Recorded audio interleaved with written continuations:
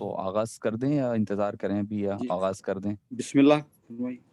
جی اچھا، بسم اللہ الرحمن الرحیم، الحمد للہ رب العالمین، والصلاة والسلام علی اشرف الانبیاء والمرسلین، نبینا وقدوتنا محمد الامین علیہ الصلاة والتسلیم، وعلی آلہ وصحبہ البررۃ اجمعین، والحمد للہ رب العالمین۔ معزز سامعین کرام، شفیق بزرگوں، عزیز ساتھیوں اور پردہ نشین سننے والی خواتین و طالبات، السلام علیکم ورحمۃ اللہ وبرکاتہ۔ وعلیکم السلام۔ اللہ کے فضل اور اللہ کے اذن سے اور توفیق سے انشاءاللہ آج ممکن ہے کہ ہمارا جو نماز کے متعلقات کا جو باب تھا وہ آج انشاءاللہ العزیز مکمل ہو جائے گا، امید ہے۔ اب رہ جاتا ہے اگر ہماری نماز عیدین اور نماز جمعہ وغیرہ کے حوالے سے، مگر جو نماز جو 5 وقتہ نمازوں سے جو متعلق نمازیں ہیں، امکان اور امید ہے اللہ سے، اس کے فضل سے، کہ انشاءاللہ آج یہ باب مکمل ہو جائے۔ تو ہماری جو گفتگو چل رہی تھی اس گفتگو میں جو ایک اہم ہے اور جس سے مسائل بھی اکثر آیا کرتے ہیں، تو وہ ہے جماعت کا بیان۔ جماعت کیسے بننی چاہیے، کب بننی چاہیے اور کن حضرات پر مشتمل ہونی چاہیے، جماعت میں شریک ہونے کا طریقہ کیا ہے۔ اس میں پھر 4 قسم کے لوگ بن جائیں گے، مدرک ہو جائے گا ایک لاحق ہو جائے گا، ایک مسبوق ہو جائے گا، مسبوق لاحق ہو جائے گا۔ تو میں اختصار کے ساتھ تفصیلات میں نہیں گئے بغیر جو اہم اور ضروری مسائل ہے جماعت سے متعلق، اور پھر ہم آگے بڑھیں گے تو وطر ملے گی آپ کو، تو یہ 2-3 چیزیں آپ کے گوش و گزار کرنے کی کوشش کی سعادت حاصل کی جائے گی۔ دیکھیے جماعت کیا ہے؟ حبیب پاک صلی اللہ علیہ وسلم نے حدیث پاک میں ارشاد فرمایا کہ تنہا نماز پڑھنا اور جماعت کے ساتھ نماز پڑھنے میں 27 گنا نمازوں کا فرق ہے، 27 درجے فرق ہے۔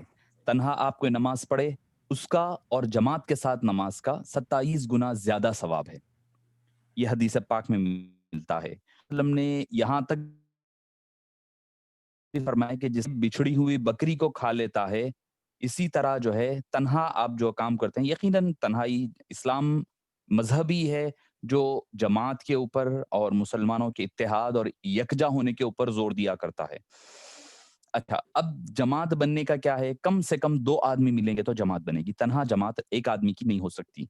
کم سے کم 2 آدمی جب ملتے ہیں تب جا کر کے جماعت بنتی ہے۔ اب جب جماعت بنے گی تو اس میں ایک ہو جائے گا امام، ایک ہو جائے گا مقتدی، اس کو ہم متبوع اور متبع بھی تابع بھی کہا جاتا ہے۔ تو امام اور مقتدی آسان الفاظ میں، ایک ہوگا امام جو ہم اکثر دیکھتے ہیں امام صاحب مسجد میں ہوتے ہیں اور ہم پیچھے ٹھہرا کرتے ہیں۔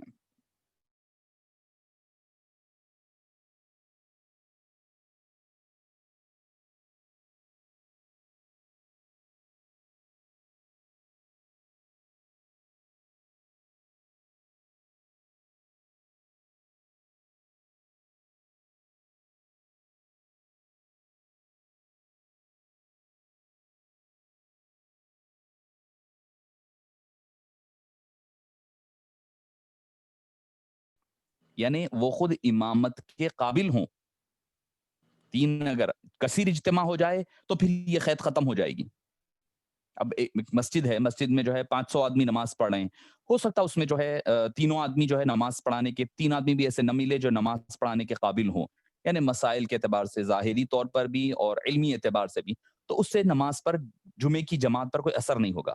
جب صرف 3 آدمی ہے تو پھر وہ 3 آدمی ایسے ہونا جو خود جماعت کرا سکے، جو خود امام بننے کی صلاحیت اور قابلیت رکھ سکے۔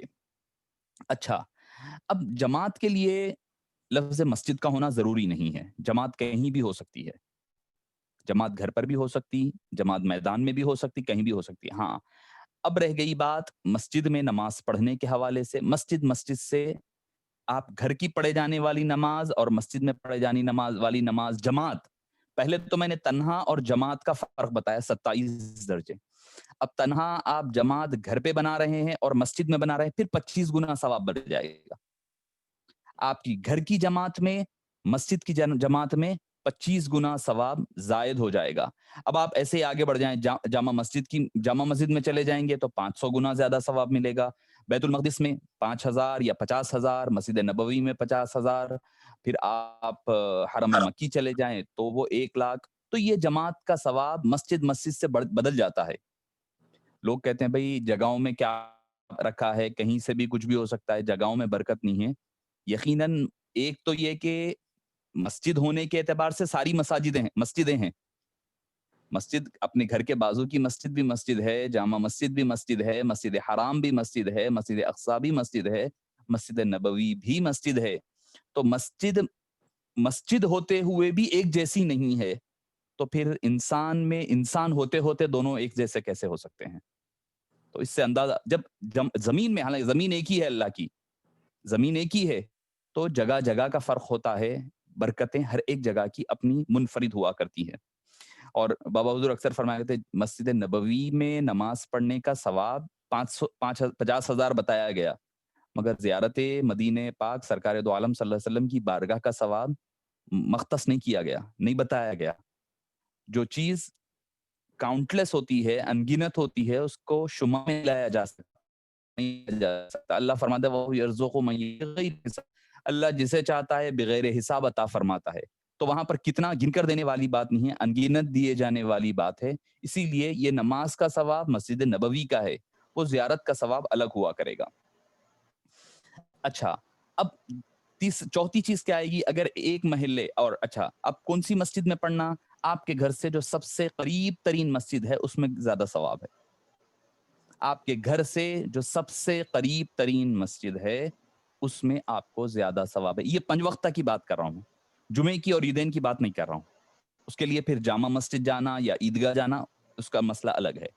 5 وقتہ نمازوں میں اپنے گھر کی اقرب ترین مسجد میں زیادہ ثواب ہے. اگر آپ قریب کی مسجد چھوڑ کر دور کی مسجد جاتے ہیں تو آپ کے ثواب میں کمی آئے گی.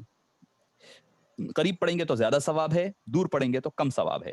اچھا, اگر دونوں مسجدیں سیم ڈسٹینس پہ ہے, آپ کے گھر سے اگر دیکھ لیں یہ بھی 25 قدم پہ ہے, وہ بھی 25 قدم پہ ہے, تو پھر کیا اعتبار کیا جائے گا؟ یہ دیکھا جائے گا جو قدیم مسجد ہے, جو مسجد تعمیر کے اعتبار سے قدیم ہے اس میں پڑھا جائے گا. یا پھر اولیاء کرام صوفیاء کرام فرماتے ہیں جہاں پر اللہ والے آرام فرما رہے ہیں اس مسجد میں نماز پڑھنے کا بھی زیادہ ثواب ہے. اس مقام پر بھی مسجد میں نماز پڑھنے کا زیادہ ثواب ہوگا. اگر محلے کی مسجد میں جو ہے جماعت نہ ہوتی ہوئے, اگر مثال کے طور پر آپ کے محلے کی مسجد میں نماز نہیں ہو رہی جماعت, تو کیا آپ وہ مسجد چھوڑ کے دوسری والی مسجد میں جا کے نماز پڑھنا چاہیے؟ نہیں, آپ کو اختیار ہے. اگر 1-2 حضرات مل جاتے ہیں تو آپ محلے کی جو ویران مسجد ہے اس میں جماعت بنائیں, نہیں تو آپ کا تنہا نماز پڑھنا وہ دور والی مسجد میں جا کے جماعت سے پڑھنے سے افضل ہے. قریب والی مسجد میں نماز تنہا پڑھ لینا, اگر وہاں جماعت نہیں ہوتی ہے اور کوئی اور آدمی نہیں ہے جماعت بنانے والا, آپ تنہا ہے اس مسجد میں, تو ویسی صورتحال میں آپ کا تنہا نماز پڑھ لینا دور والی محلے کی مسجد چھوڑ کر دور والی مسجد میں جا کر کے باجماعت ادا کرنے سے بہتر اور افضل ہے. اچھا, اگر آپ مسجد میں گئے, جانے تک مسجد میں نماز ختم ہو گئی ہے, تو اب آپ کا اختیار ہے, آپ چاہے تو مسجد میں پڑھ لیں, چاہے تو گھر میں آ کر کے گھر والوں کو لے کر کے ان کے ساتھ جماعت بنا لیں, یہ بھی آپ کے لیے جائز ہے. آپ چاہتے ہیں مسجد میں ہی نماز پڑھ لینا, ٹھیک ہے, پڑھ لے سکتے ہیں, آپ کا اختیار ہے, وہ آپ کے اختیار میں, اگر وہاں پڑھنا ہے تو وہاں پڑھے, یا نہیں یہاں پڑھنا چاہ رہے ہیں تو یہاں پڑھ لیں. اچھا, اگر کوئی محلہ یا گھر کے قریب والی مسجد میں اچھا اب مسجد میں آپ کی نماز ہو گئی, آپ دوسری مسجد میں کیا نماز کے لیے جا کر کے, جیسے 1 بجے ایک مسجد میں نماز تھی, دوسری جگہ 1:30 بجے تھی مغرب ظہر یا جمعے کی نماز, تو اگر گھر کے قریب والی مسجد میں ختم ہو گئی ہے تو بعد میں دور والی مسجد کی طرف جا کر کے رخ کر کے اس طرف جا کر کے نماز پڑھنا یہ آپ کے لیے جائز ہوگا. یہ اجازت ہے اس بات کی, اس پر کوئی ممانعت یا گناہ نہیں ہے اور ثواب میں کمی نہیں ہوگی. اچھا, اب کچھ ایسی چیزیں ہیں جو جماعت کے لیے صفات بنے گی. شرط کب ہے؟ عیدین اور جمعے کے لیے آپ کا نماز جماعت کے ساتھ ہونا شرط ہے. اگر جماعت نہیں ہے تو نہ جمعہ ہوگا نہ عیدین ہوگی. یہ احناف کا متفق علیہ مسئلہ ہے. یہ احناف کے پاس مسئلہ ہے کہ عیدین کی نماز اور جمعے کی نماز بغیر جماعت کے نہیں ہو سکتی. اور جماعت کی میں نے کنڈیشن بھی بتائی آپ کو, کم سے کم 3 ایسے حضرات رہے جو خود جماعت کرانے کے قابل رہے. اور پھر اس میں آگے آئے گی ہمارے پاس اس میں تفصیلات کہ اس میں اذن عام ہونی چاہیے, اجازت پبلکلی ہونی چاہیے, کوئی ریسٹرکشنز وغیرہ نہیں ہونی چاہیے. اچھا, سنت موقدہ ہے, یعنی سنت موقدہ کو کس کو کہتے ہیں؟ جیسے ہم نے گزشتہ بھی عرض کیا ہے، جو واجب کے قریب قریب ہوتا ہے سنت موقدہ، 5 وقتہ نمازوں میں باجماعت ادا کرنا، یہ سنت موقدہ یعنی وجوب کے قریب قریب ہے، بلا کوئی عذر شرعی کے آپ ترک نہیں کرنی چاہیے۔ نماز تراویح، نماز کسوف میں سنت کفایہ ہے، سنت کفایہ ہے۔ اگر کوئی جماعت کے ساتھ نہ پڑھ سکا ہو تراویح کی نماز تو وہ تنہا گھر میں پڑھ سکتا ہے، سنت ہے یقیناً مگر سنت کفایہ ہے۔ اگر پورا محلہ مل کر کے وہ چھوڑ دے گا تو ترک سنت کا عذاب ان سارے محلے والوں پر نازل ہوگا۔ مستحب ہے نماز وتر رمضان کے مہینے میں، صرف رمضان میں، غیر رمضان میں وتر کی جماعت جائز نہیں ہے، مکروہ ہے، آگے آئے گا مکروہ ہے باضابطہ۔ مستحب یہ ہے کہ رمضان میں وتر کو جماعت کے ساتھ پڑھا جائے، یہ مستحب ہے۔ اگر کسی کی وتر باجماعت چھوٹ جاتی ہے، اگر کوئی وتر نہیں پڑھا ہے جماعت کے ساتھ تو اس پر کوئی گناہ نہیں ہوگا۔ مکروہ تنزیہی ہے کیا نماز وتر جو ہے رمضان المبارک کے علاوہ مہینوں میں پڑھنا، یہ مکروہ تنزیہی یعنی لائٹ کراہیت ہے، ڈس لائک ہے۔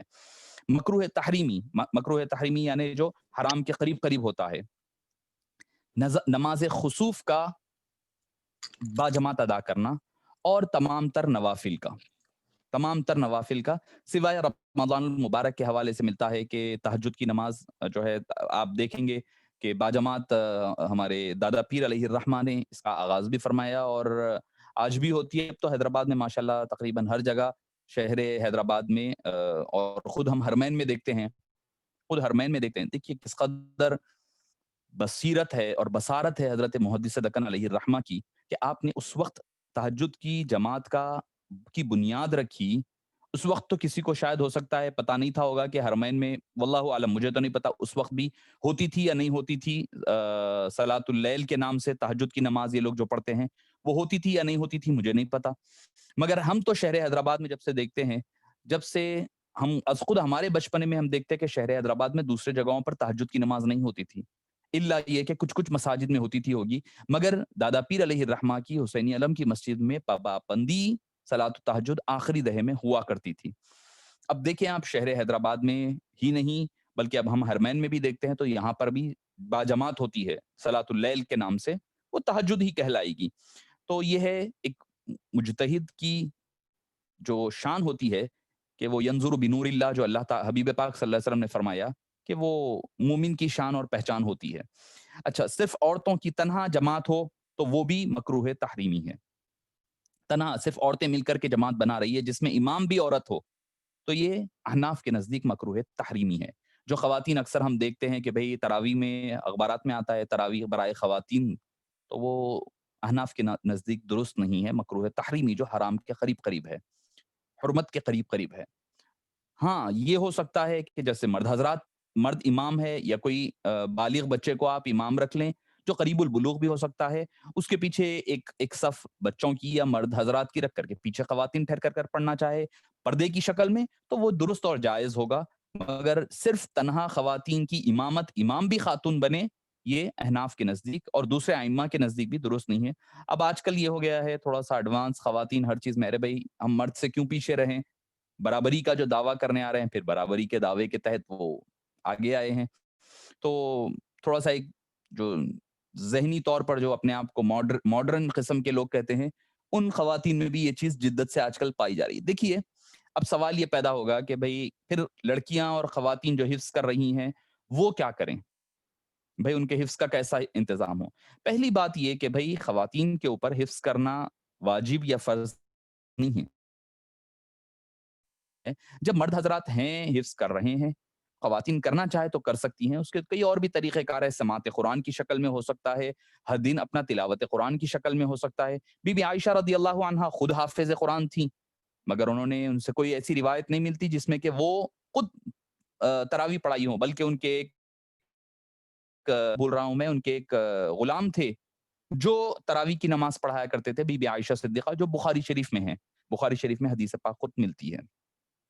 بلا عذر، اچھا آئیے، بلا عذر جو ہے ترک جماعت کو نہیں چھوڑنی چاہیے، ہاں کچھ ایکسیپشنل کیسز ہو سکتے ہیں، جیسے آپ بیمار ہے، کپڑے نہیں ہیں آپ پاس، برہنہ ہے آپ، اور آپ مسجد جا کر کے ادا نہیں کر سکتے ہیں، یا پھر بارش خوب برس رہی ہے اور شدت کا جھاڑا ہے، سخت اندھیرا ہے، رات کا وقت ہے، آندھی ہے، اور یا پھر کسی دشمن کے ملنے یا اس کے مارنے کا ڈر ہے، یا کوئی جانور کا ڈر ہے، یا آپ شدت کے ساتھ آپ کو بھوک لگ رہی ہے اور کھانا تیار ہے، طہارت وغیرہ کا موقع ہے، کسی بیمار کی آپ تیمارداری کے لیے بھی گئے تو اس میں بھی عذر بتایا گیا ہے، اور بڑھاپا ایسا کہ چلنے پھرنے سے عاجز آ جائے، اور کوئی نابینا شخص ہے اور کوئی اس کو لے کر جانے والا نہیں ہے مسجد کے لیے، تو ایسے لوگوں کے لیے جماعت میں ترک کی اجازت ہے۔ اچھا، ایک اور مسئلہ ہے، وہ ہے علم دین حاصل کرنے والا۔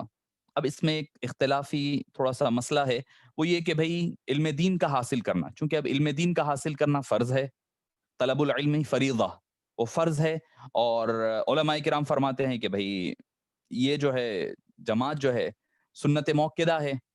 تو بعض علماء کرام نے کہا کہ ٹھیک ہے، اگر کوئی علم کی کلاس چل رہی ہے اور وہ نماز فوری، جیسے مغرب ہے فوری پڑھنا پڑے گا، عصر وغیرہ ہے تھوڑا تاخیر سے ادا کی جا سکتی ہے، باجماعت ہو سکتی ہے، تو ایسی صورتحال میں علماء کرام نے اس بات کی اجازت دی ہے کہ جماعت کو کچھ دیر کے لیے مؤخر کیا جا سکتا ہے۔ مگر ہوگا یہ کہ بھئی اگر آپ ایک چیز میں ایک گنجائش بنائیں گے تو پھر لوگ دوسرے مسائل میں بھی گنجائش بنانے لگ جائیں گے، تو اس چیز سے اس لیے علماء کرام نے پرہیز کرنے کے لیے کہا ہے۔ اچھا، امامت کی شرائط کیا ہیں؟ پہلی بات، وہ مسلمان ہونا، عاقل ہونا، بالغ ہونا۔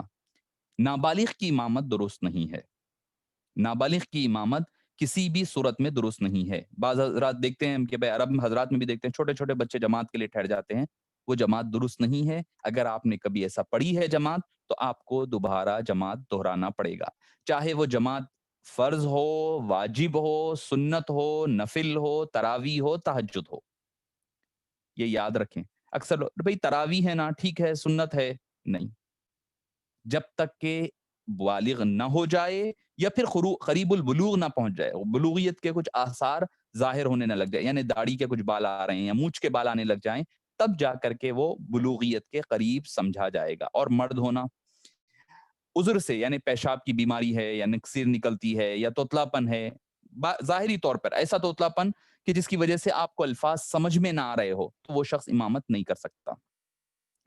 اور اس کے علاوہ نماز کے فرائض واجبات کا علم ہو اس کو، اور شرائط وغیرہ کا علم ہو، اور دیندار اور متقی پرہیزگار ہو، دیندار ہو، متقی اور پرہیزگار ہو۔ تو اب قرآن تجوید کے مسائل وغیرہ سے واقفیت ہو کہ وہ پڑھے تو کیا پڑھ رہا ہے، کیا نہیں پڑھ رہا ہے، اور اس کے پاس پراپر ڈریس ہو پہننے کا، اور ایسے اس کے بھئی اس کے پاس امامت کی کیپیبلٹی ہو۔ اب اس کے اندر یہ ہے کہ بھئی وہ خوش خلق بھی رہے اور سب سے زیادہ خوبصورت بھی ہو، یہ پھر آگے بڑھتا جائے گا۔ اگر سارے علم میں برابر ہیں، سارے، جس کو سب سے زیادہ قرآن یاد ہو وہ زیادہ مستحق ہے امامت کا، اور جس مسجد میں امام مقرر ہے تو امام کا حق ہے نہیں کہ بھئی کوئی اگر عالم دوسرا عالم چلا جائے مسجد میں تو یہ عالم کا حق نہیں بنے گا، امام کا حق ہے، وہ امام ہی نماز پڑھائے گا۔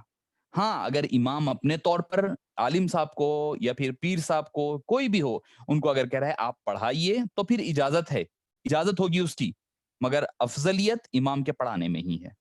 نماز جنازہ کا بھی مسئلہ یہی ہے، اکثر یہ دیکھنے میں بھی آتا ہے، لڑائی جھگڑے بھی بعض وقت ہو جاتے ہیں اس میں، کہ اگر وارثین کے بیٹا یا بھائی وغیرہ بیٹا پڑھانا چاہ رہا ہے، شرعی وارثین پڑھانا چاہ رہے ہیں تو وہ پڑھائے، مگر افضل اور بہتر سب سے یہی ہے کہ وہ امام کا حق ہے، امام پڑھائے، جو عمومی طور پر 5 وقتہ نمازیں پڑھاتا ہے وہی شخص نماز پڑھائے۔ اچھا، اب اس کے علاوہ کیا ہے؟ نابینا، فالج زدہ، جزام کا، کوڑی کا، یا پھر غلام یا ولد الزنا وغیرہ کا امام بنانا مکروہ تنزیہی ہے۔ اگر ان سے بہتر کوئی ہے تو وہ پڑھائے، نہیں ہے تو اکثر ایک ہمارے پاس بھی ایک معاملہ کہ بھئی جو تھوڑا بہت معذور ہے یا اندھے ہے، نابینا ہے، ان کو ہم سمجھتے ہیں نماز نہیں ہوتی، ٹھیک ہے، ہو جاتی ہے، مکروہ تنزیہی ہے۔ اگر کوئی ان سے بہتر ہے تو ان کو اختیار کیا جائے، نہیں تو پھر وہ پڑھا سکتے ہیں۔ اب ولد الزنا کی بات ہے، یہ بھی اکثر کہا جاتا ہے کہ بھئی اگر کوئی شخص ولد الزنا ہے تو اس کی امامت درست نہیں ہے، یہ بات بھی غلط ہے، مکروہ تنزیہی ہے، یعنی بالکل مائنر ہے، بہتر ہے اگر وہ نہ ہو تو، اگر اس کے علاوہ کوئی اور نہیں ہے تو پھر اجازت ہے۔ اچھا، اس کے علاوہ جو امام بنے اس کے لیے لازم ہے کہ اس کی شرعی احناف کے پاس، خود ہمارے مفتی عظیم الدین صاحب مدت فی ضو کا فتویٰ ہے باضابطہ کہ اس کی شرعی متشرع رہے، ظاہری طور پر یعنی داڑھی رہے اس کی، اور افضلیت پھر امامے کے ساتھ ہے، اور ظاہری طور پر لباس میں بھی وہ جو علماء کا لباس ہے، اسلام میں تو لباس کوئی نہیں ہے، اسلام میں ایسا نہیں ہے کہ شیروانی ٹوپی یا شیروانی کرتا پیجامہ پینٹ شرٹ سوٹ ووٹ، اسلام میں کوئی لباس نہیں ہے۔ اللہ تعالیٰ نے جو لباس تمہیں اچھا لگے، جو موسم سے آپ کو بچائے، جو آپ کے سطر کو ڈھانکے اور چست نہ ہو، وہ لباس جائز ہے۔ اگر کوئی پینٹ شرٹ پہن سکتا ہے، کوئی اس میں مذائقہ نہیں ہے، شرعی طور پر کوئی لباس اسلامی لباس نہیں ہے۔ اسلام نے وہ لباس سے منع کیا جو کسی دوسری قوم کی پہچان ہو، آئیڈینٹی ہو، جو کسی قوم کی اور قوم کی آئیڈینٹی ہے، وہ لباس منع ہے۔ اس کے علاوہ سارا لباس جائز ہے۔ ہاں اب یہ کہ بھائی نماز میں جو علماء کرام اہل اللہ کا جو لباس ہے، وہ لباس پہنا ہوا شخص پڑھائے، کیونکہ اس میں یہ ہے کہ بھائی ان کی کاپی کرنا، ان کی اتباع کرنا اور ان کی چال ڈھال نقل کرنے کے مترادف ہے، اور اس میں زیادہ ثواب ہے۔ اچھا، متشرع میں پھر یہ بھی آ جائے گا کہ اس کو داڑھی وغیرہ رہے، بغیر داڑھی یا منڈا ہوا یا چلی ہوئی داڑھی، خشخشی داڑھی والوں کے پیچھے علماء کرام، حضرت ابو الوفا الافغانی علیہ الرحمہ تو مسجد میں سے بڑھا دیا کرتے تھے، جو شرعی داڑھی نہ ہوتی اور شرعی لباس میں نہ ہوتے، جیسا بابا اکثر سنایا کرتے، وہ مسجد سے دھکے مار کر نکال دیے جاتے، جلال کنچے کی مسجد سے۔ تو جس کے پاس شرعی داڑھی ہو تو وہ امامت کا مستحق ہے، وہ امامت کرے، ورنہ دوسرا آدمی امامت نہ کرے۔ اچھا، امام کے ہوتے ہوئے کوئی دوسرا شخص جماعت نہ کروائے، امام نہ کرے، اور امام اگر تاخیر سے آتا ہے تو انتظار کرے، ایسا نہیں 5 منٹ ہو گیا 10 منٹ ہو گیا، کوئی مضائقہ نہیں ہے، کچھ نہیں ہوگا، امام کا انتظار کرنا پڑے گا کچھ دیر کے لیے جب تک کہ امام نہ آ جائے۔ ٹھیک ہے، اگر امام کی اجازت ہے، اگر مجھے آنے میں تاخیر ہو جائے تو پھر جو ہے آپ لوگ پڑھا سکتے ہیں، تو ایسی صورتحال میں پھر وہ امامت جائز ہوگی، ورنہ پھر جائز نہیں ہوگی۔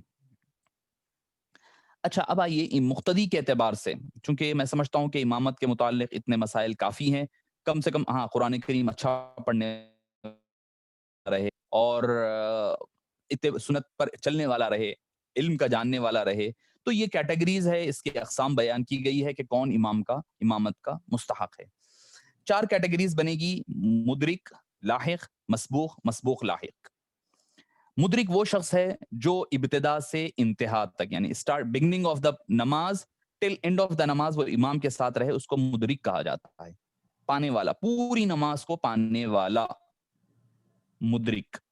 نمبر 2 ہوگا لاحق، وہ شخص جو شروع میں تو امام کی اقتداء میں رہے لیکن درمیان میں چلا گیا ہو، اس کو لاحق کہا جاتا ہے۔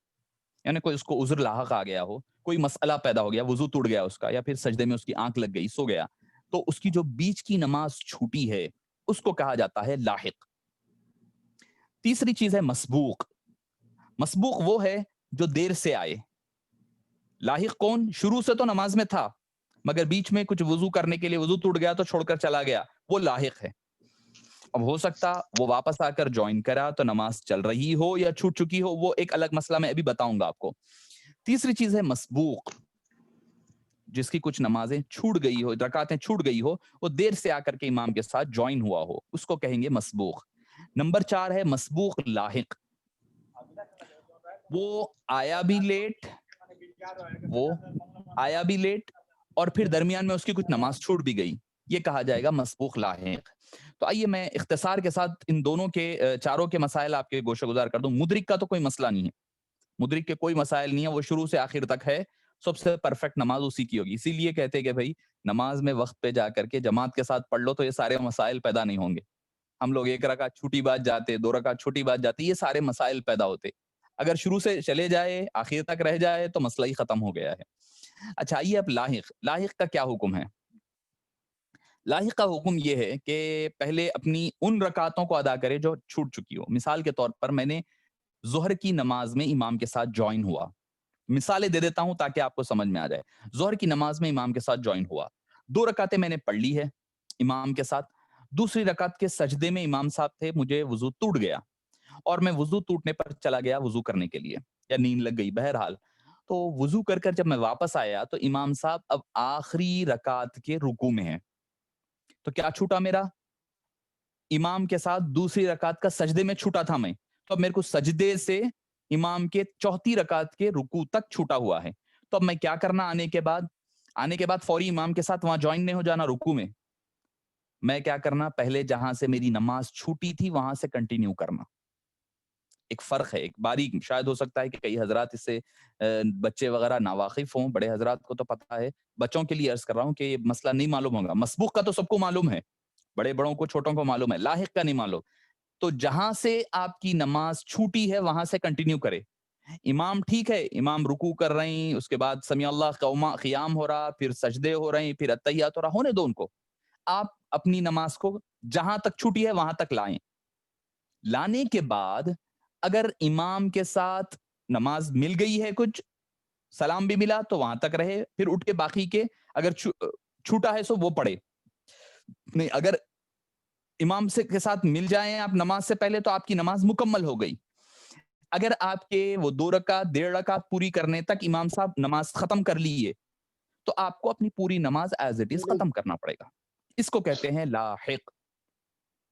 یعنی لاحق ایسا شخص جو نماز میں شروع سے رہے مگر دوران نماز اس کو کوئی مسئلہ آ جائے, وہ مسئلے کے لیے جائے, جا کر کے آئے, تو فوت شدہ یعنی چھوٹی ہوئی مسنگ جو ایکٹیویٹیز میں مسنگ جو پارٹ تھا نماز کا, وہ پارٹ کو پورا پہلے کرے, اس کے بعد امام کے ساتھ جوائن کرے. اگر امام جب تک نماز پوری کر لے تو آپ اپنے طور پہ اپنی نماز پوری کر لیں. یہ ہو گیا لاحق کا مسئلہ. جو حضرات سوالات ہوں گے اس سے متعلق اخیر میں پوچھ سکتے ہیں. اب ہو گیا مسبوق. مسبوق وہ شخص ہوگا جو شریک جماعت تو نہ تھا, بلکہ اس کی اقتدا سے پہلے امام نے کچھ رکعتیں پڑھ لی ہے, یعنی آپ دوسری رکعت میں جوائن ہوئے ہیں. تو اب اس کے ساتھ کیا مسئلہ ہوگا, تو امام جب ختم کر لیں گے نماز تو آپ اٹھ کر ٹھہریں گے, پہلے سورہ فاتحہ اور ضم سورہ والی رکعتیں پڑھیں گے آپ, اس کے بعد والی صرف سورہ فاتحہ والی نمازیں پڑھیں گے. مثال کے طور پر 4 رکعت ظہر ہی کی لے لیں, میں 2 رکعت گزر جانے کے بعد امام صاحب کے ساتھ اتحیات میں جوائن ہوا, یعنی قاعدہ اولا جس کو ہم کہتے ہیں, اتحیات کہہ رہا ہوں میں بچوں کو سمجھنے کے لیے. میں پہلی اتحیات میں امام صاحب کے ساتھ شریک ہوا. اب امام صاحب 2 رکعت پڑھا کر ختم کر دیے, اور میری 2 رکعت کون سی ملی مجھے, صرف سورہ فاتحہ کی تیسری اور چوتھی پڑھا میں. اب کیا کرنا میں, اب جیسے ہی امام صاحب ختم کریں گے میں اٹھ کر ٹھہروں گا, ٹھہر کر پہلے ثنا پڑھوں گا, پھر الحمدللہ پڑھوں گا, اعوذ باللہ تعوذ پڑھوں گا, پھر بسم اللہ الرحمن الرحیم بسملہ پڑھوں گا, پھر سورہ فاتحہ پڑھوں گا, پھر ضم سورہ یعنی کوئی اور سورہ سورہ فاتحہ کے علاوہ پڑھوں گا, پھر رکوع ہوگا, سجدہ ہوگا, دونوں سجدے ہوں گے, پھر اٹھ کر ٹھہروں گا, ٹھہر کر پھر الحمدللہ بسم اللہ الرحمن الرحیم بسملہ, پھر سورہ فاتحہ, پھر ضم سورہ یعنی کوئی اور سورہ, انا اعطیناک الکوثر مثال کے طور پر, رکوع, دونوں سجدے, قاعدہ اخیرہ, نماز کی اینڈنگ. کلیئر. اب اگر کسی کے 3 رکعت چھوٹے ہیں, تھوڑا سا مسئلہ ہوگا, کیا امام کی نماز ختم ہونے کے بعد اٹھ کر ٹھہر جائے, ٹھہر کر پہلی رکعت میں وہی ثنا, تعوذ, بسملہ, سورہ فاتحہ, ضم سورہ پڑھے, پڑھ کر رکوع کرے, دونوں سجدے کر اتحیات کو بیٹھ جائے, وہ اس کا قاعدہ اولا ہوگا. کیوں؟ کیونکہ امام کے ساتھ 1 رکعت ملی تھی آپ کی, اب اپنی تنہا آپ 2 رکعت پڑھے مسبوق کے طور پر, تو اب 2 رکعت کے بعد قاعدہ اولا ہونا نا, تو آپ کو قاعدہ اولا کے لیے بیٹھنا ہوگا. پھر اٹھ کر ٹھہریں گے, ٹھہر کر سورہ فاتحہ, بسم اللہ الرحمن الرحیم بسملہ, سورہ فاتحہ, ضم سورہ, اس کے بعد رکوع, سجود, پھر نہیں بیٹھیں گے اتحیات, پھر اٹھ کر ٹھہریں گے, صرف سورہ بسم اللہ اور سورہ فاتحہ پڑھ کر کے اب اپنی نماز مکمل کریں گے. یہ ہو گیا مسبوق کا طریقہ کار. اب رہ گئی بات مسبوق لاحق, جو شخص کچھ رکعتیں ہو جانے کے بعد شریک ہوا اور پھر درمیان میں اس کی کچھ رکعتیں چھوٹ بھی گئی, اب دونوں چیزیں اس میں جوائن ہو رہی ہے. تو مسبوق لاحق پہلے اپنی ان رکعتوں کو پڑھے گا اور ادا کرے گا جو اقتدا کے بعد چھوٹ گئی ہو, یعنی جیسے وہ چھوڑ کر جو گیا تھا نا نمازیں, وہ نمازیں پوری کرے گا, وہ رکعتیں پوری کرے گا, پھر ان رکعتوں کو ادا کرے جو اقتدا سے پہلے, یعنی جو مسبوق ہونے کی وجہ سے پہلے 2 رکعتیں چھوٹ گئی تھی, 2 رکعتیں آپ کی پہلے چھوٹ گئی تھی, تیسری رکعت میں آئے, پھر تیسری رکعت کے رکوع میں آپ کا وضو ٹوٹ گیا, چلے گئے, تو آ کر آپ تیسری رکعت کے رکوع سے شروع کریں گے اینڈنگ نماز تک, پھر رکعت کے اینڈنگ کے بعد پھر اٹھیں گے, پھر اٹھنے کے بعد اپنی مسبوق شدہ یعنی چھٹی ہوئی نمازیں ادا کریں گے. تو یہ طریقہ کار رہا آپ کا مسبوق لاحق کا. مدرک, پوری نماز ملی امام کے ساتھ. دوسرا لاحق, پہلے تھا بیچ میں چھوٹا, تو جو چھوٹا پہلے پڑھنا پڑے گا, بعد میں امام کے ساتھ کنٹینیو. مسبوق پہلے کچھ چھوٹی تھی تو امام ختم کرنے کے بعد سیکوینس کو مینٹین کیا جائے گا، یعنی پہلی رکعت کو سب سے پہلے پڑھیں گے، دوسری کو دوسری، تیسری کو تیسری، جو سیکوینس آپ سے چھوٹا ہے نا وہ سیکوینس یہاں مینٹین کریں گے۔ اور چوتھا ہے یعنی دیر سے بھی آئے اور پھر اس میں درمیان میں کوئی مسئلہ بھی ہو جائے۔ تو یہ رہی آپ کی کچھ اقتدا کی کچھ صورتیں رہی۔ تو یہ رہی پھر نماز میں حدث ہونا، چونکہ ہم وضو وغیرہ کے مسائل میں پڑھ کر آئے ہیں تو اس وجہ سے میں ان مسائل میں گئے بغیر صلاۃ الوتر کی طرف آ جاتے ہیں ہم، کہ وتر کی نماز، وتر کہتے ہیں آڈ کو، وتر کہتے ہیں آڈ اور ایون جو ہوتا ہے نا اس کو کہتے ہیں طاق، جس کو ہم کہتے ہیں وتر، طاق کو کہا جاتا ہے۔ ایک حدیث پاک میں آپ صلی اللہ علیہ وسلم نے فرمایا اللہ وتر و یحب الوتر، اللہ وتر ہے یعنی ایک ہے، یعنی وتر سے مراد 1 3 5 7 9 11 یہ ہوں گے وتر۔ تو اللہ تنہا ہے، وتر ہے، اور وہ وتر کو پسند کرتا ہے، تو اے لوگو تم فاوترو، تو تم وتر کی نماز ادا کیا کرو۔ یہ حدیث پاک میں، بخاری شریف کی حدیث پاک میں آپ صلی اللہ علیہ وسلم نے فرمایا ہے۔ اچھا، اب یہ کہ بھئی وتر کا حکم کیا ہے؟ وتر کا حکم وجوب کا ہے، واجب ہے، جو فرض کے نیچے، حکم کے اعتبار سے واجب، مگر ترک کے اعتبار سے جو گناہ فرض کا ہے وہی گناہ وتر کے چھوٹنے کا ہے۔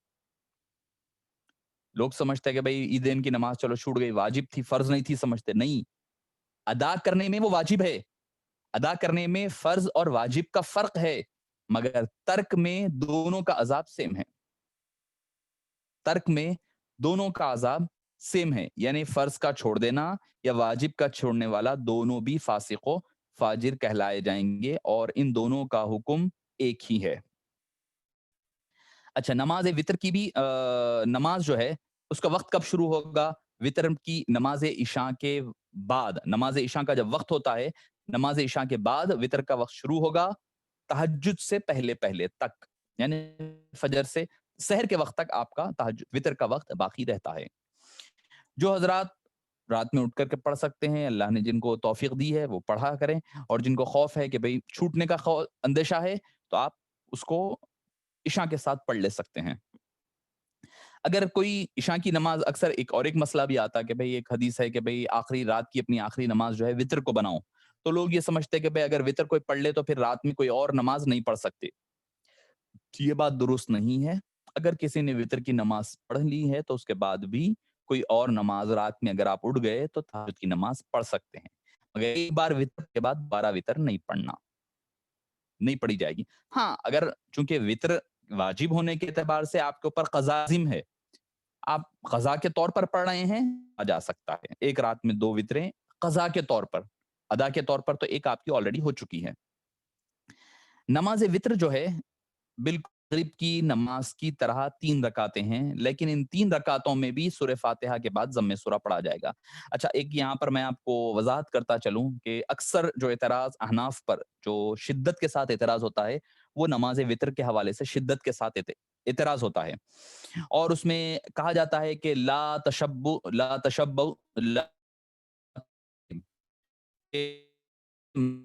تشبہوا بصلاۃ المغرب، مغرب کی نماز کی مشابہت نہ کرو، یہ ایک حدیث پاک لا کر کے لوگ اکثر وہ کرتے ہیں، حالانکہ یہ حدیث پاک دارقطنی اور امام بیہقی کی حدیث پاک ہے، یقیناً یہ حدیث پاک ہے۔ ہم تو کہتے ہیں کہ بھئی ہر حدیث کو ہم حدیث میں تطبیق کرتے ہیں، احناف وہ تو اہل حدیث حضرات ہیں جو کہتے تو اہل حدیث ہیں، مگر کچھ حدیثوں کو مانتے ہیں اور کچھ حدیثوں کو چھوڑ دیتے ہیں اور ترک کر دیتے ہیں۔ حالانکہ وہ حدیث پاک جو یہ لوگ کہتے ہیں وہ پوری حدیث نہیں پڑھتے، ان کے ساتھ مسئلہ یہی ہے کہ حدیث، اچھا بھائی چلو ایک حدیث ہے نا، پوری حدیث تو پڑھ کر سناؤ آپ لوگوں کو، نہیں وہ بھی نہیں کرتے، جبکہ پوری حدیث پاک کیا ہے؟ لا تشبہوا لا توتروا بثلاث اوتروا بخمس او سبع لا تشبہوا بصلاۃ المغرب، وتر 3 مت پڑھو، 7 پڑھو یا 5 پڑھو، اور مغرب کی مشابہ نہ کرو، جبکہ آپ دیکھیں گے کہ بھئی سارے لوگ حنبلی، شافعی، مالکی، حنفی، اہل حدیث سارے لوگ 3 رکعت ہی پڑھتے ہیں وتر کی، حالانکہ وتر میں گنجائش ہے، وتر کی نمازوں میں گنجائش ہے، 3 5 7 زیادہ سے زیادہ 11 تک کی گنجائش آپ صلی اللہ علیہ وسلم نے رکھی ہے، بتلایا ہے۔ تو 1 سے 11 تک آپ صلاۃ الوتر ادا کر سکتے ہیں، مگر احناف کے پاس 3 رکعتیں ہیں۔ اچھا، اس سے مراد کیا ہے؟ اس حدیث سے مراد کیا ہے؟ لوگ اعتراض، بھئی حدیث میں ہے کہ بھئی مغرب کی نماز کی طرح مت پڑھو بولتے، مگر آپ لوگ تو مغرب کی نماز کی طرح پڑھتے ہیں۔ تو میں عرض کروں گا بھائی مغرب کی نماز کی طرح ہم کہاں پڑھتے؟ مغرب کی نماز میں 2 رکعت مسلسل پڑھتے، جس میں سورہ فاتحہ بھی پڑھتے، ضم سورہ بھی پڑھتے۔ اس کے بعد تیسری رکعت میں اٹھ کے صرف سورہ فاتحہ پڑھتے، ضم سورہ نہیں پڑھتے ہم۔ وتر میں ضم سورہ بھی پڑھتے۔ تو مغرب کی نماز کی طرح کہاں ہوئی نا وتر کی نماز؟ مشابہ کہاں ہوئی؟ الگ ہو گئی نا۔ مغرب میں ہم تیسری رکعت میں صرف سورہ فاتحہ پڑھتے، وتر میں سورہ فاتحہ بھی پڑھ رہے ہیں، ضم سورہ بھی پڑھ رہے ہیں۔ پہلی اس کے اندر جو جدائی اور الگ ہو گئی وہ یہ ہو گیا۔ اور دوسری چیز کیا ہوئی؟ مغرب کی نماز میں ہم دعائے قنوت نہیں پڑھتے۔ مغرب کی نماز میں تکبیر کہہ کر کے دعائے قنوت اللہم انا نستعینک کہاں پڑھتے؟ ہم نہیں پڑھتے۔ تو مشابہ کہاں ہوئی پھر؟ مشابہ نہیں ہوئی، جبکہ اس کی حدیث پاک ہمارے پاس ہے کہ امام احمد بن حنبل نے اپنی مسند میں، امام ابو داؤد نے، عبد الرزاق نے، اور آپ کے مصنف ابن ابی شیبہ نے، امام نسائی نے کتاب الصلاۃ میں کیف الوتر بثلاث کے باب کے تحت حدیث پاک نقل فرمائی ہے۔ اور اس کے اچھا، یہ حدیث پاک آپ کو کس سے ملے گی؟ بی بی عائشہ سے ملے گی، کیونکہ وتر تو آپ صلی اللہ علیہ وسلم مسجد نبوی میں نہیں پڑھتے تھے، وتر آپ اپنے گھر میں ادا کرتے تھے۔ بہت ریئر آپ نے کبھی پڑھا ہو تو پڑھا ہو، واللہ عالم، مگر میری نظر سے تو ایسی کوئی وہ نہیں گزری ہے جس میں کہ آپ صلی اللہ علیہ وسلم مسجد نبوی میں وتر پڑھے ہیں، حدیث نہیں ملی ہے۔ بی بی عائشہ سے روایت ہے، آپ فرماتی ہے کہ کان رسول اللہ صلی اللہ علیہ وسلم فی الوتر بسبح اسم ربک الاعلی، پہلی رکعت میں سبح اسم ربک الاعلی پڑھتے تھے، وفی الرکعت الثانیۃ بقل یا ایھا الکافرون، دوسرے میں قل یا ایھا، اور سنت بھی یہ ہے، یہ بھی یاد رکھ لیں آپ، وتر میں پہلے میں سبح اسم ربک الاعلی سورہ اعلی، دوسرے میں کافرون، ثم فی الرکعت الثالثۃ بقل هو اللہ احد، سورہ اخلاص پڑھا کرتے تھے۔ اور وہ کیا فرماتی ہیں سنیے آپ، ولا یسلم فی آخرہن بعد الصلاۃ تسلیم، آپ سلام نہیں پھیرتے تھے ان ساری رکعتوں میں، آخر تک سلام نہیں پھیرتے تھے، یعنی مسلسل ایک سلام کے ساتھ 3 رکعت پڑھتے تھے۔ احمد کی روایت ہے، مسند احمد بن حنبل کی ہے، ابو داؤد کی ہے، نسائی کی ہے، مصنف ابن ابی شیبہ کی ہے، بیہقی کی ہے، ابن ماجہ کی ہے، اتنی مصنف عبد الرزاق کی ہے، یہ ساری روایتیں ہیں جس میں کہ یہ حدیث پاک بی بی عائشہ رضی اللہ عنہا سے مروی ہیں۔ تو معزز سامعین کرام، جو لوگ یہ کہتے ہیں مسلسل 3 پڑھنے کے حوالے سے اعتراض کرتے ہیں، ان کا اعتراض بیکار۔ ہم یہ نہیں کہتے کہ بھئی ٹھیک ہے جو شوافے پڑھ رہے ہیں وہ غلط ہے، نہیں کہتے ہیں، آپ صلی اللہ علیہ وسلم نے ویسے بھی پڑھا ہے، مگر آخری ایام میں جو نماز وتر آپ نے ادا فرمائی وہ اس طریقہ کار پر ہے۔ اچھا، کیسے؟ پہلی 2 رکعتیں تو نارمل ہو گئی، تیسری رکعت میں سورہ فاتحہ پڑھیں، اس کے بعد ضمہ بھی پڑھیں، پڑھ کر پھر اللہ اکبر تکبیر، یہ کہہ میں ہے؟ بخاری شریف میں ہے تکبیر کہنا، بخاری شریف میں ہے کہ آپ نے دعائے قنوت کے لیے وتر کے لیے ہاتھ اٹھایا تھا، تکبیر باندھی تھی، اللہ اکبر کہہ کر ہاتھ باندھ لیں، باندھ کر کوئی اور بھی پڑھ سکتے ہیں، مگر چونکہ کئی اور دعائیں بھی ہے، جیسے دیکھیے یہ جو معصورہ دعائیں ہیں نا، اس میں اختلاف مل سکتا ہے، ہمیں بھی تھوڑا سا سمجھنا چاہیے، اگر کوئی اختلاف ہیں دعاؤں کے معاملے میں تو ہمیں اس میں تنگ نظری کا مظاہرہ، اب جیسے کوئی اللہم اہدنا فیمن ہدیت پڑھتا ہے، ٹھیک ہے پڑھے بھائی، کیونکہ وہ بھی حدیث پاک میں ملتا ہے، اللہم انا نستعینک ونستغفرک، یہ بھی حدیث پاک میں ہے جو ہم پڑھتے ہیں، یہ بھی تو حدیث مصنف ابن ابی شیبہ میں ہے، امام بیہقی نے اس کو روایت کیا ہے اپنی سنن میں، سنن الکبریٰ بیہقی میں ہے یہ، اللہم انا نستعینک، یہ اگر کوئی پڑھتا ہے تو ٹھیک ہے۔ نماز جنازہ میں ہے، اگر کوئی دعائیں مختلف پڑھتا ہے کوئی اعتراض نہیں ہے۔ نماز کے آخر میں دعائے معصورہ اللہم انی ظلمت نفسی کوئی پڑھتا ہے پڑھے، اللہم اغفر لنا پڑھتا ہے پڑھے، کوئی اعتراض نہیں ہے، کوئی اعتراض نہیں، مگر یہ کہنا کہ بھئی سامنے والا غلط میں صحیح کہنا، یہ بات جہالت والی ہے اور علم سے دوری والی ہے۔ اچھا، اس کا میں ترجمہ عرض کر دیتا ہوں تاکہ جو بچے بھی ہیں وہ بھی یاد رکھ لیں، اللہم، اے اللہ، انا نستعینک، ہم تجھ سے ہی مدد مانگتے ہیں، استعانت کرتے ہیں، ونستغفرک، اور تجھ ہی سے مغفرت طلب کرتے ہیں، ونؤمن بک، اور تجھ پر ایمان لاتے ہیں، ونتوکل علیک، اور تجھ پر بھروسہ کرتے ہیں، توکل کرتے ہیں، ونثنی علیک الخیر، اور تیری ہی تعریف خوب بھلائی کے ساتھ، اچھائی کے ساتھ ہم تیری تعریف بیان کرتے ہیں، ونشکرک، اور تیرا شکر ادا کرتے ہیں، ولا نکفرک، اور کفر نہیں کرتے. کفر سے یہاں مراد چونکہ شکر کے مقابل میں جب کفر آئے تو ناشکری کے معنی لیے جائیں. اور ہم تیرا شکر ادا کرتے ہیں، تیری ناشکری نہیں کرتے. ونخلع، اور ہم بیزار ہے، ہم بیزاری کا الگ ہوتے ہیں، تنہا ہوتے ہیں. خلع یخلع، دور ہونا، ہم دور ہوتے ہیں اور بیزار ہوتے ہیں. ونترکو، اور چھوڑ دیتے ہیں، من یفجرک، جو تیرے ساتھ فسق اور فجور کرتے ہیں، جو تیرے ساتھ جو ہے تیری نافرمانی کرتے ہیں، ہم ان سے دور ہوتے ہیں. اللہم ایاک نعبد، اے اللہ ہم صرف تیری ہی عبادت کرتے ہیں. ولک نصلی، اور تیرے ہی لیے نماز ادا کرتے ہیں. ونسجد، اور تیرے لیے ہی سجدہ کرتے ہیں. وإلیک نسعی، اور تیری ہی طرف ہم دوڑے دوڑے آتے ہیں، تیری طرف آتے ہیں. ونحفد ونرجو رحمتک، اور ہم تیرے ہی لیے، تیرے ہی خدمت میں اور تیری ہی رحمت کے امیدوار اور تیری ہی رحمت کی ملتجی رہتے ہیں اور اس کی تمنا کیا کرتے ہیں. ونخشى عذابک، اور تجھ سے، تیرے عذاب سے ہم اللہ کی پناہ مانگتے ہیں، خوفزدہ رہتے ہیں، خشیت کا اظہار کرتے ہیں. ان عذابک، بے شک تیرا عذاب، بالکفار ملحق، جو کافر اور ملحق ہے ان کے لیے بڑا سخت ہے اور پکڑنے والا ہے. جب یہ آپ دعا پڑھ لیں، پڑھنے کے بعد رکوع میں چلے جائیں، اس کے بعد کی نماز آرام سے پڑھ لیں. اگر کسی کو یہ دعا یاد نہیں ہے تو ربنا آتنا فی الدنیا، یہ دعا، یا پھر اللہم اغفر لی، یہ 3 بار پڑھ لیا کریں. مگر اس کی عادت نہیں بنانی چاہیے، اس کی عادت نہیں بنانی چاہیے، دعائے قنوت یاد کر لینی چاہیے.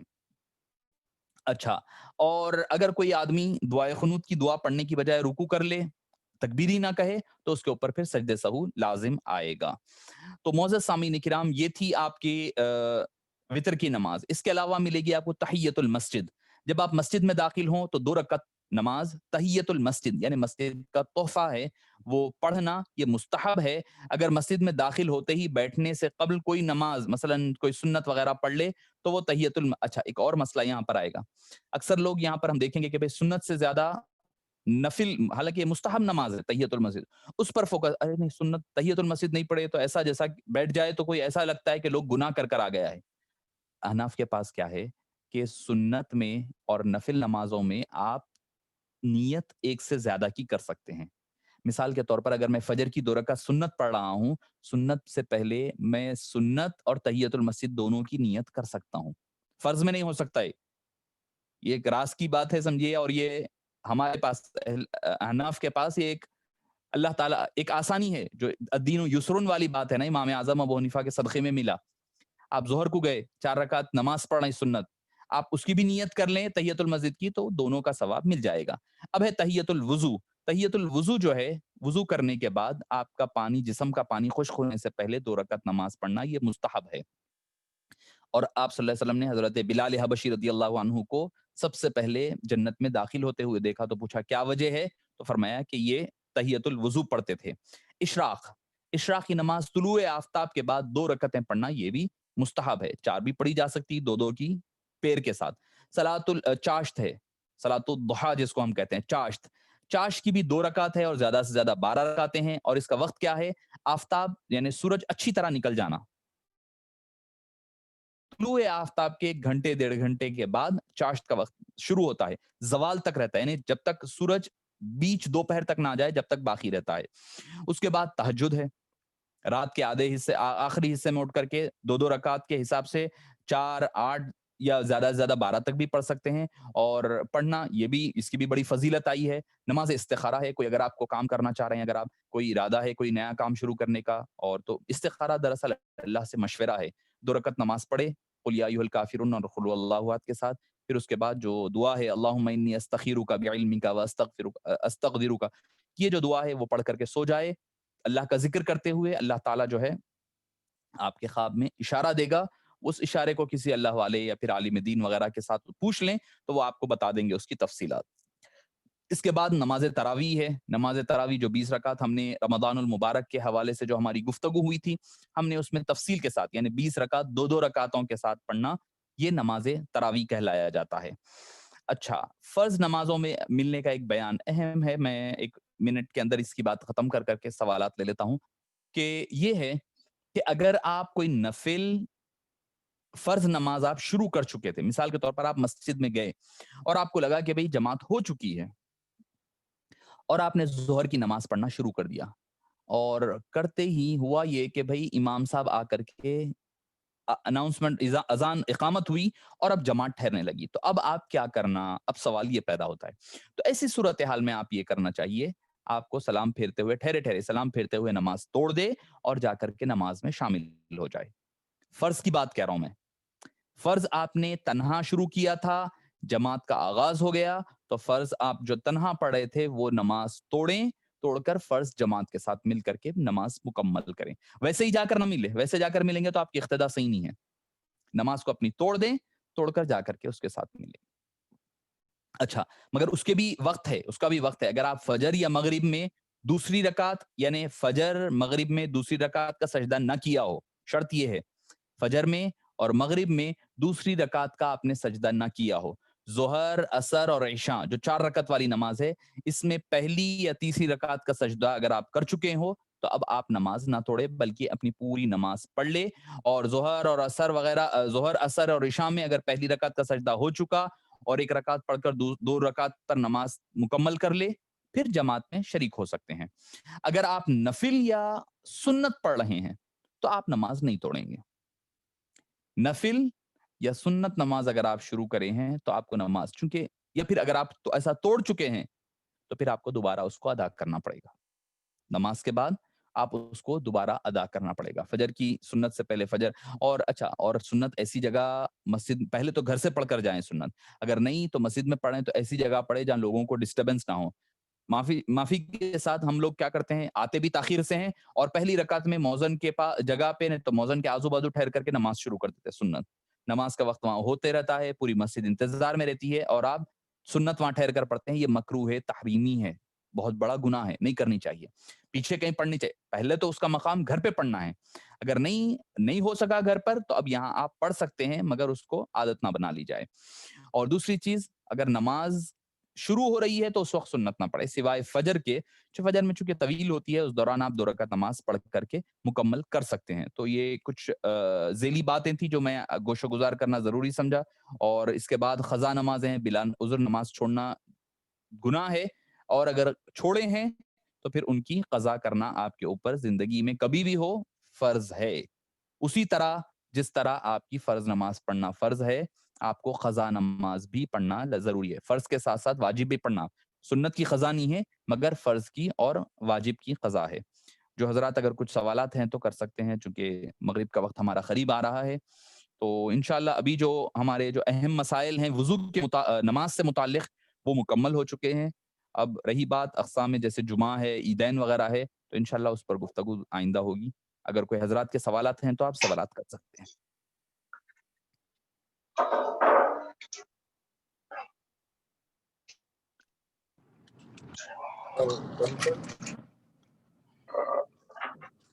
السلام علیکم ورحمۃ اللہ۔ جی وعلیکم السلام ورحمۃ اللہ وبرکاتہ۔ مولوی صاحب جزاک اللہ خیر، اتنے معلومات افزا باتیں بتایا۔ ایک سوال تھا، اگر کسی جی کی فجر کی سنت وقت تنگ ہونے کے باعث ادا نہیں کر پائے تو فرض ادا کرنے کے بعد فوراً پڑھ سکتے ہیں یا نہیں؟ پہلی بات تو یہ ہے کہ اس کو عادت نہ بنایا جائے۔ ٹھیک ہے، اگر آپ کا اتفاقاً کبھی ایسا ہو جائے کہ آپ فجر کی سنت فرض سے پہلے نہیں پڑھ سکے ہیں، تو اگر فرض پڑھ لیے ہیں اور وقت تنگ تھا، امام کے ساتھ آپ اگر فرض سنت پڑھ کر کے فرض میں جاتے تو شاید ہو سکتا، سوال یہ، سوری میں بھول گیا ہوں، کہ سوال یہ ہے کہ فجر کی سنت اگر چھوٹ جائے تو کیسا ادا کرنی چاہیے۔ پہلے تو جی کوشش یہ کی جائے کہ فرض سے پہلے پڑھیں۔ اگر کبھی ایسا اتفاق ہو جائے کہ آپ سنت پڑھنے تک امام کے ساتھ فرض چھوٹ جائے گی، ختم ہو جائے گی، تو ایسی صورتحال میں سنت نہ پڑھ کر کے فرض ادا کر لیں۔ فرض کے بعد مختصر طور پر یا تو گھر جا کر یا مسجد میں پیچھے طرف کونے میں ہٹ کر کے 2 رکعت سنت ادا کی جا سکتی ہے۔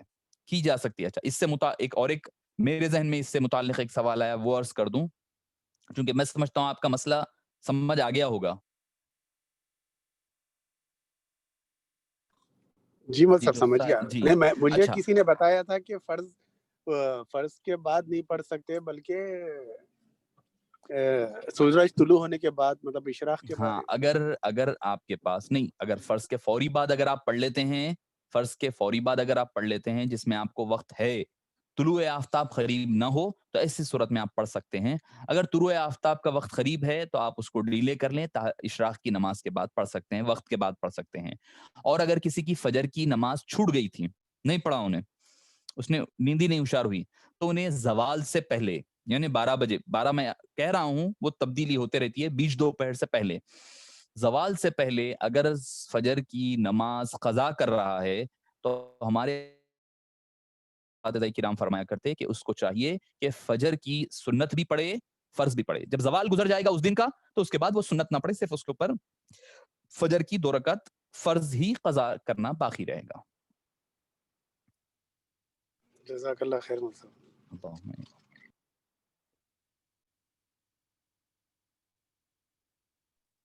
جی السلام علیکم مول صاحب.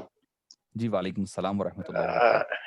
یہ اسی سوال پہ مجھے ایک بات اور یاد آ رہی تھی کہ جو ہے نا سنت پڑھنے, اگر فجر کی نماز کی بات ہی کر رہا ہوں میں, سنت اگر پڑھ کے اگر قاعدے میں آخری کچھ حصہ اگر ملنے کی توقع ہے جی تو سنت پڑھ لینا بہتر ہے یا پھر فرض میں شریک ہو جانا بہتر ہے؟ جی دیکھیے رکعت کی ہمارے پاس, قاعدے جی ہمارے پاس یہ ہے کہ اگر آپ کو اتنا یقین ہے کہ اگر آپ فجر کی سنت پڑھ کر امام کے ساتھ جماعت ختم ہونے سے پہلے پہلے تک مل سکتے ہیں تو آپ کو چاہیے کہ آپ سنت ادا کر لیں.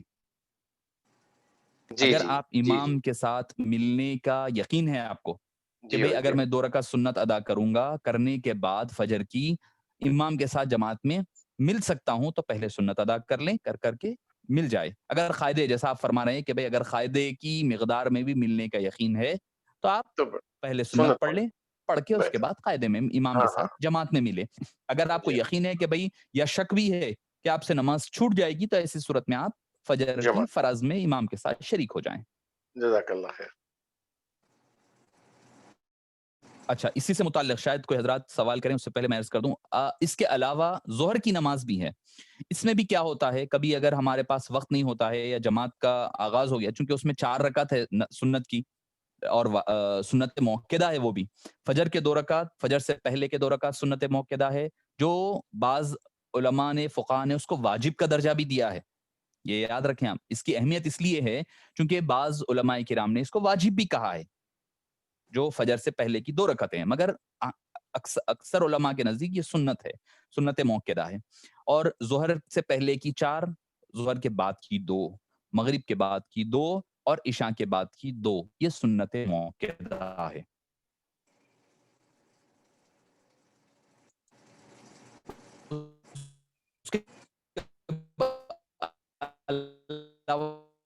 جتنے نمازیں ہیں وہ غیر موقدہ ہے, تو اب اس کا اختیار ہے کہ وہ یا 2 رکعت پڑھ کر کے 4 رکعت پڑھے, مگر افضل یہ ہے کہ ظہر کی 4 رکعت کے بعد 2 پڑھ لیں. کیوں؟ کیونکہ 4-4-2 یہ ترتیب ہے نا ظہر کی, آپ 4 کی ترتیب تو توڑ دیے پہلے ہی, اب کیا رہا 4, اگر آپ پھر 4 پڑھیں گے تو بعد کی ترتیب بھی ٹوٹ جائے گی, تو لہٰذا بہتر کیا کریں 4-2-4 پڑھیں. حضرت طاہر رضوی صاحب علیہ رحمہ, صدر الشیوخ علیہ رحمہ فرمایا کرتے کہ اس طرح پڑھے, ایسا بتاتے تھے آپ 4-2-4, تاکہ ایک ترتیب تو ٹوٹ گئی, اب دوسری ترتیب کیوں توڑنا, تو لہٰذا کم سے کم ایک ترتیب کو باقی رکھے اور اس کا لحاظ رکھے. جی کوئی اور سوال ہے تو کر سکتے ہیں.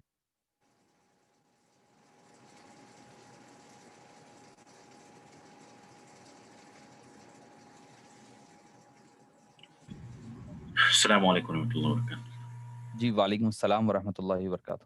صاحب تہجد کی نماز کے بعد وتر کی نماز ادا کی جا سکتی ہے آخری میں؟ بالکل افضل وہی ہے کہ آخر میں ادا کی جائے. جی جی آخر میں ادا کرنا وہ افضل ہے, مگر اگر آپ کو یقین ڈاؤٹ فل ہے کہ اگر آپ فجر میں تہجد میں نہیں اٹھیں گے تو آپ کی نماز چھوٹنے کا اندیشہ ہے, تو ایسی صورتحال میں آپ بہتر ہے کہ بھئی تہجد پڑھ لیں, وتر پڑھ لیں, آخر میں تہجد. آپ صلی اللہ علیہ وسلم کا تو معمول ہی یہی تھا, اسی لیے تو لوگوں کو کنفیوژن ہو گیا تراویح میں اور تہجد میں. جی مسئلہ تو یہی ہوا, لوگ سمجھ نہیں بیٹھے اور پریشان یہ ہو گئے کہ 8 رکعت تراویح اور 3 رکعت وتر کے, وہی تراویح ہے سمجھ بیٹھے. رات کی نماز آپ صلی اللہ علیہ وسلم چونکہ تہجد کے بعد وتر پڑھتے تھے, اب یہ لوگ یہ سمجھے کہ بھئی تراویح 8 رکعت ہے اور وتر 3 رکعت ہے, حالانکہ وہ تہجد کی بات ہو رہی ہے, وتر تراویح الگ ہے. जज़ाकल्लाह खैर। अल्लाहुम्मा। मौलवी साहब आप कुछ इरशाद फरमा रहे थे, कोई नमाज तोड़ के शामिल हो सकते हैं, मैं ठीक से समझ नहीं पाया, अगर इस बात का अच्छा याद हो देखिए, मिसाल के तौर पर अगर आप मस्जिद में गए, मिसाल के तौर पर आप मस्जिद में गए कि यार सफर कर रहे हैं, सफर में हो सकता है, अभी तो आजकल उतनी वो नहीं है मसला, आप सफर कर रहे हैं, सफर में आप देखिए मस्जिद खाली है, आप गए वजू कर लिया, मगरिब का टाइम है, मगरिब का जो है वजू कर लेके रकात बांध ली है, रकात शुरू कर दिए, शुरू करे बाद अब इमाम साहब मौज़िन साहब आके फिर जमात शुरू कर रही, आपको वक्त का अंदाजा नहीं हुआ था, अब आकर के वो लोग जमात शुरू कर रहे हैं, तो ऐसी सूरत हाल में आप अपनी फर्ज नमाज तोड़ करके जमात में शरीक हो जाना चाहिए। ये तोड़ने वाली बात है। हाँ, अगर आप कोई सुन्नत पढ़ रहे हैं तो आप नहीं तोड़ना हो। अगर जमात जाने का अंदेशा है, मिसाल के तौर पर अगर आपके जमात छूट जाने का अंदेशा है, तो ऐसी सूरत में अगर आप वो नमाज तोड़ रहे हैं तो जाएं, जाकर के फर्ज पढ़ ले, फर्ज के बाद फिर वो जो छूटी हुई तोड़े हुए जो नमाज है ना, वो दोबारा अदा करना पड़ेगा। अस्सलाम वालेकुम मौलवी साहब। जी समाज से बोल रहा हूँ। जी जी जी। तो ये सवाल है मेरा, ये अगर वितर में दुआए खुनूत पढ़ना भूल जाते हैं, उसमें एक तो सलाम करने से पहले आपको याद आ जाए तो क्या सिजदे सहू करना पड़ेगा? लाजमी है क्योंकि आपने जो वाजिब छोड़ा है, वाजिब आपसे तर्क हुआ है, तो वाजिब तर्क होने की सूरत में सजदे सहू वाजिब आएगा। अगर आप चूंकि वो एक रकात और तकबीर और दुआए खुनूत ये वाजिबात नमाज में से है, अगर कोई नमाज में अल्लाहु अकबर उमूमी तौर पर होता है सही कि आप रुकू में चले जाते अक्सर, तो ऐसी सूरत हाल में अगर रुकू में आप चले गए पूरा, तब फिर पलट कर रुकू से वापस ना आए, वो रुकू मुकम्मल कर लेने के बाद सजदे सहू कर ले। अगर कोई सजदे सहू नहीं करेगा तो उसको फिर से दोबारा नमाज पढ़ना पड़ेगा। अच्छा, ओके, जज़ाकल्लाह खैर। सब एक आखिरी सवाल, अक्सर हम बाद मरतबा सफर में रहते तो रास्तों में मस्जिदों में नमाज मिलती, तो ऐसा होता हमको पता चलता नमाज पढ़ने के दौरान खत्म होने के बाद कि अरे नो हम मगरिब के लिए ठहरे थे, नो वो ईशा की पढ़ दी है, मतलब उन्होंने 2 रकात पढ़ के उठ खत्म कर दिया नमाज पढ़, या समटाइम्स ऐसा होता हम ईशा के लिए शामिल होते लेकिन वो लोग मगरिब पढ़ते रहते, तो ऐसे हालत में हम अपनी नमाज को मुकम्मल कैसे करना? अच्छा, सवाल ये है कि दौरान सफर अक्सर हरमैन वगैरह अरब ममालिक में ये मसला पेश आता है कि दौरान सफर अगर आप नमाज में जा रहे हैं तो वो लोग नमाज मिलाकर पढ़ते हैं, मगरिब इशा की तो या जोहर और असर की, तो ऐसे वक्त हम अगर जाकर इमाम के पीछे मिलते हैं, अगर हमें मगरिब पढ़ना था और वो इशा पढ़ा रहे हैं, अगर हमें इशा पढ़ना था वो मगरिब पढ़ा रहे हैं, तो इसकी इख्तिदा और इसमें क्या किया जाए? देखिए, ऐसा अगर आप नमाज पढ़ेंगे तो आपकी नमाज नहीं होगी, आपकी इख्तिदा नहीं होगी, चूंकि इमाम की हो जाएगी। इमाम जो पढ़ा रहा है वो सही नीयत के साथ, वो मगरिब की नीयत करा है, वो पढ़ा रहा है। आप क्या कर रहे हैं, उसकी इख्तिदा कर रहे हैं गलत तरीके से। क्या वो मगरिब की नीयत कर पढ़ा, आप इशा की नीयत कर रहे हैं, वो मगरिब की करा, आप इशा की, तो दोनों की नीयत में फर्क आ गया, इसलिए इख्तिदा सही नहीं होगी। ऐसी सूरत हाल में आपको दोबारा नमाज पढ़ना पड़ेगा, वो अब तकमील नहीं हो सकेगी। अब आपको और एक बात, आपको अगर ये नहीं मालूम है कि भाई इमाम कौन सी नमाज पढ़ा रहा है, तो भी इख्तिदा दुरुस्त नहीं है। और आपको ये भी मालूम होना कि नमाज पढ़ाने वाला मुसाफिर है या मुकीम है। अगर आपको ये भी नहीं मालूम है मुसाफिर है और उन्हें जो है आप नमाज खत्म पे आपको पता चल रहा है कि भाई इन्हें 2 रकात पढ़ाया, इन्हें मुसाफिर था। जब आपको पता चला, आपको अगर ये नहीं मालूम कि ये गलती से 2 रकात पढ़ाया या मुसाफिर होने की वजह से, तो आपकी इख्तिदा सही नहीं होगी। मुक्तदी के लिए इमामत के ये जो मसाइल है, इमाम को चाहिए, और एक बात और एक भी याद रखें, इमाम जब बन रहे हैं तो मुकीम को फौकियत देनी चाहिए।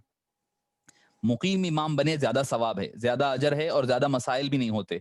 मुसाफिर को प्रेफरेंस चाहिए, अगर है भी वो मुसाफिर तो फिर अलल ऐलान करे, लोगों को बताए कि भाई मैं मुसाफिर हूं। और आप जो कंडीशन बता रहे हैं सफर के दौरान गए, तो मेरा अपना पर्सनल एक्सपीरियंस ये है कि मैं तन्हा कोने में जाकर के नमाज अदा कर लेता हूँ, चाहे मेरे साथ 8 आदमी रहे, 10 आदमी रहे, तो भी मैं जमात नहीं बनाता हूँ, मैं कोने में अपना तन्हा जाकर के अपनी नमाज पढ़ लेता हूँ मैं, क्योंकि उससे इख्तिलाफ पैदा होगा, मसाइल होंगे, आप बहस करोगे। बेहतर ये है, अगर आपको यकीन है कि ये मगरिबी पढ़ रहे हैं और आपको मगरिबी पढ़ना है तो आप शरीक हो, वरना फिर शरीक ना हो।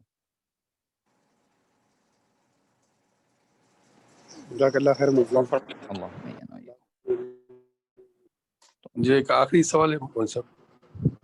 اچھا جی ویسے وہ اگر آپ فرض نماز کی نیت کر کے آپ اکیلے نماز پڑھ لیں اور ساتھ میں کوئی پیچھے سے آگے پھر جوائن ہو جاتا تو آپ امامت کر سکتے ہیں ان کی؟ بن سکتے ہیں، ہو سکتی ہے اگر آپ سنت پڑھے ہیں وہ آ کے پیچھے سے لگا تو آپ کی نماز سنت ہو جائے گی، اس کی فرض نہیں ہوگی. اس کی فرض نہیں، وہ تو ہاتھ سے منع کر دیتے، لیکن اس میں ایک یہ تھا. اور کوئی ہم کو معلوم ہے کہ فرض نمازی پڑھ رہا ہے تو ہم بھی اس کو پیچھے سے اقتدا کر سکتے ہیں، اقتدا کر سکتے ہیں. اور یہ بھی ایک اب آپ سوال کریں ہیں کہ بھئی اگر کوئی نماز تنہا پڑھ رہا ہے ہم جا کر کے اس کے ساتھ جوائن ہونا، یقیناً ہو سکتے ہیں. اگر وہ فرض پڑھ رہا ہے وہی نماز پڑھ رہا ہے اور آپ بھی وہی نماز پڑھ رہے ہیں تو یہ دونوں کی اقتدا صحیح ہے. اگر دو آدمی مل کر کے نماز پڑھ رہے تھے تو بازو بازو ٹھہریں گے. بازو بازو ٹھہرنے سے مراد کیا ہے؟ ایڑی یہ امام کی ایڑی سے آگے نہیں ہونا. بازو بازو ٹھہرے یا پیچھے تھوڑا ہٹ کر ٹھہرے، دونوں جائز ہے. پیر آگے نہیں ہونا مراد یہ پورا پیر نہیں ہے، ایڑی کا اعتبار کیا جائے گا. ایڑی جس کی دوسرے امام کی ایڑی سے آگے ہو جائے تو اس کی نماز نہیں ہوگی. اگر کسی کے پیر کے انگلیاں چھوٹے ہیں، امام کے پیر کے انگلیاں بڑے ہیں، مگر مقتدی جو کی ایڑی امام کی ایڑی سے آگے بڑھ گئی ہے مگر پیر پورا آگے نہیں بڑھا تو بھی نماز نہیں ہوگی.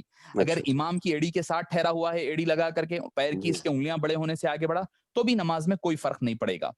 ہاں اگر کوئی تھرڈ آدمی آ گیا اور ایک نماز جوائن کرنا چاہ رہا ہے تو وہ جو مقتدی ہے اس کو پیچھے ہاتھ سے لے لے یا پھر دھکا لگائے، تو جیسا ہم یہاں بھی دیکھتے ہیں وہ پیچھے ہٹ سکتا ہے. اگر اس کے پیچھے ہٹنا ممکن نہیں ہے تو امام آگے بڑھ جائے، دونوں سارے لوگوں کی تینوں کی نمازیں درست ہو جائے گی. جزاک اللہ خیر، شکریہ. مول صاحب اگر کوئی تنہا ٹھہر کے فرض نماز پڑھ رہا تو کیا اس کو اقامت دے کے پھر نماز شروع کرنا چاہیے؟ جی اگر چونکہ اس کو اب یہ اور جب اصل میں یہ ہے کہ جب آپ امامت کر رہے ہیں، جماعت ادا کر رہے ہیں اور آپ کو یہ یقین ہے کہ بھئی کوئی آ کر کے جوائن ہو سکتا ہے تو وہ جماعت کی شکل ہی بنے گی، تو ویسی صورتحال میں اقامت کہہ کر کے ہی جماعت شروع کرے تاکہ کوئی آنے والا آ کر کے آپ کے ساتھ جوائن ہو جا سکے. اگر کوئی اقامت ادا کرے بغیر شروع کرے تو لوگ شامل ہو تو جماعت ہو جائے گی؟ نہیں ہو جائے گی، تب بھی ہو جائے گی. اقامت فرض یا واجب نہیں ہے، ٹھیک ہے، اس کا علم ہے. تو اس وجہ سے اگر کوئی بغیر اذان ہو گئی ہے تو کافی ہے، آپ جماعت بنا سکتے ہیں، کوئی اس میں مذائقہ نہیں ہے. جزاک اللہ خیر. دعا فرمائیں. جی اچھی بات ہے. الحمدللہ رب العالمین، اللہم صلی علی سیدنا محمد وعلی آلہ وصحبہ افضل صلواتک وعدد معلوماتک وبارک وسلم. اللهم اجعل جمعنا هذا جمعا مرحوما ولا تجعل منا شقيا ولا محروما. آتنا من لدنك رحمة وهيئ لنا من أمرنا رشدا. اللهم اغفر له وارحمه واعف عنه وأدخله وأسكنه الجنة. اللهم اغفر له وارحمه واعف عنه وأدخله وأسكنه الجنة. اللهم نور قبره، اللهم وسع قبره، اللهم عطر مسجعه، اللهم ارفع درجته في الأعلي العليين. اللهم باعد بينه وبين خطاياه كما باعدت بين السماء والأرض. رب اغفر وارحم وأنت خير الراحمين. ربنا اغفر لنا ولإخواننا الذين سبقونا بالإيمان ولا تجعل في قلوبنا غلا للذين آمنوا ربنا إنك رؤوف رحيم. اے باری تعالیٰ جن لوگوں نے ہم سے دعاؤں کی درخواست کی ہے ان تمام کے جائز دلی مقاصد کو پورا فرما. اے باری تعالیٰ ہمیں علم دین سیکھنے، سمجھنے اور اس پر عمل کی توفیق نصیب فرما. وصلی اللہ تعالی وسلم علی خیر خلقہ سیدنا محمد وآلہ وصحبہ اجمعین والحمد للہ رب العالمین. السلام علیکم ورحمۃ اللہ وبرکاتہ. وعلیکم السلام.